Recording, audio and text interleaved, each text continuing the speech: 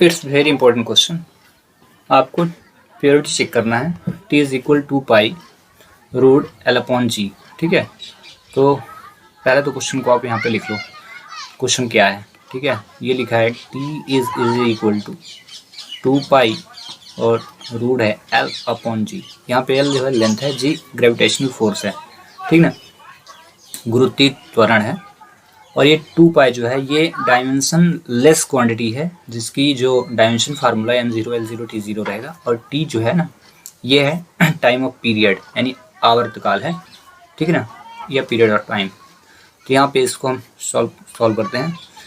तो सॉल्यूशन, उससे पहले जितना भी गिवन है उसको हम लिखेंगे। तो t इज इक्वल दिया है 2 पाई रूट एल अपॉन जी, और सभी का डायमेंशन फार्मूला आपको पहले लिखना है। इनको याद कर लें। डायमेंशन फार्मूला आप एनसीईआरटी अगर पढ़ रहे हैं तो एनसीईआरटी में आपको मिल जाएंगे सभी के, या अन्य बुक भी आप पढ़ रहे हैं तो वहाँ से ही मिल जाएगा, ठीक है। हाँ, जिसकी ना बने तो you can ask, I will help you. ठीक है, तो चलिए यहाँ पे पहले तो हम लिखेंगे डायमेंशन फार्मूला। यहाँ पे टी की भी लिखेंगे, पाई एल जी सभी का, ठीक है। तो यहाँ पे लिखते हैं डायमेंशन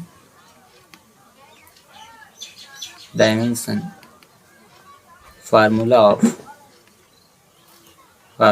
ऑफ टी। पहला तो ये हो गया आपका, टी ही होता है, ठीक है। देन इसके बाद हम 2 पाई का लिखते हैं। 1 मिनट रुकिएगा, ये हो गया 2 पाई का लिखते हैं।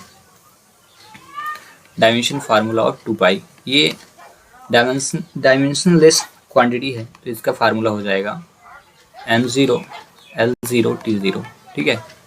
इसको अगर हम पूरा का पूरा लिखते तो कैसे लिखते हैं? m0 l0 t, ठीक है। नेक्स्ट डायमेंशन फार्मूला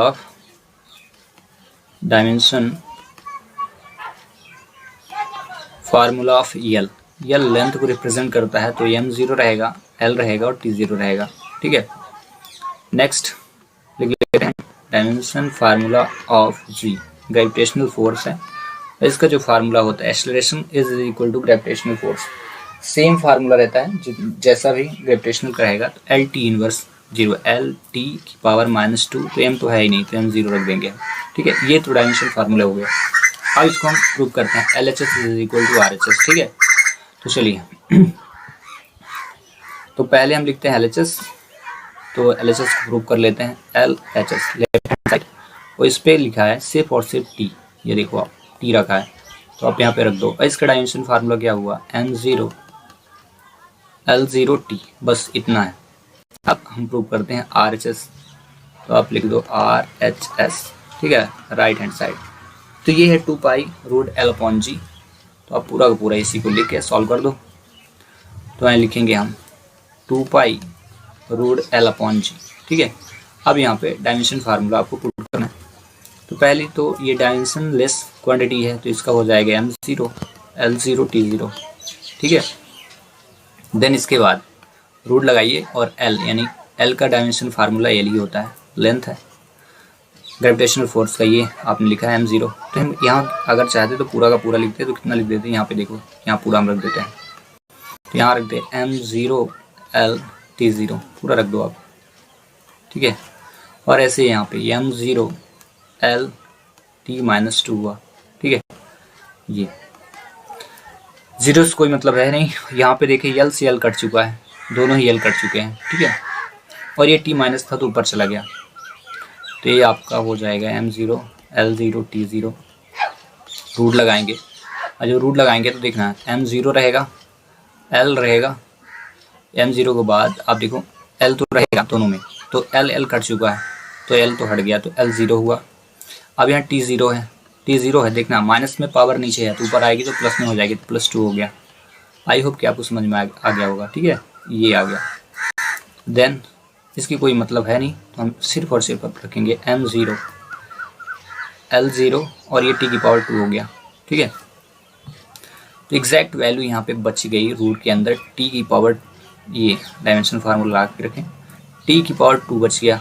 और जब t⁻2 है रूट के अंदर है, तो ये जब बाहर आएगा तो कितना आ जाएगा? ओनली t आएगा, ये आया। तो इसका हम डायमेंशन फार्मूला अगर कम्प्लीटली लिखते हैं तो क्या हो जाएगा? m0 l की पावर 0 और टी की पावर 0 हो जाएगी, तो ये RHS हो जाएगा। LHS आपने देखा, यहाँ पे देखें, ये LHS था और ये आया है M0LT, और ये आपने अभी अभी सॉल्व किया RHS, ये आया M0L0 और ये T0 नहीं होगा, T ऑलरेडी है। एक मिनट, मिस्टेक हो गया ना, यहाँ पे लिखा T है, यहाँ लिखिए, यहाँ पे आप लिखेंगे T, ओनली T, M0L0T, और RHS is equal to LHS हो गया, तो आप लास्ट में लिखेंगे LHS is equal to RHS। इस प्रकार से क्वेश्चन हो सॉल्व।